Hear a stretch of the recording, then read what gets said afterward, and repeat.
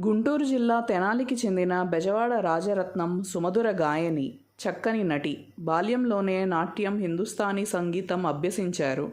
అనతి కాలంలోనే రాటుదేలారు. సుస్వరం ఆమెకు దైవదత్తమైన వరమని గురువులు సైతం భావించేవారు. విజయవాడకు చెందిన లంకా కామేశ్వరరావు ఆమెను గ్రామఫోన్ కంపెనీ వారికి పరిచయం చేశారు.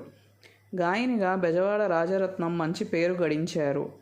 తర్వాత ఆమె నటన వైపు మొగ్గు చూపారు. మొదటి చిత్రం 1934లో విడుదలైన సీతాకళ్యాణం. ఆమె సీతగా నటించారు. 1939లో వచ్చిన మళ్ళీ పెళ్లితో కీర్తి ప్రతిష్టలను సొంతం చేసుకున్నారు.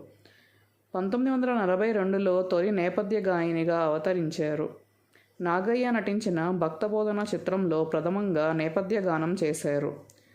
భోగిని పాత్రధారిణి సామ్రాజ్యంకు తన గళం అరువిచ్చారు.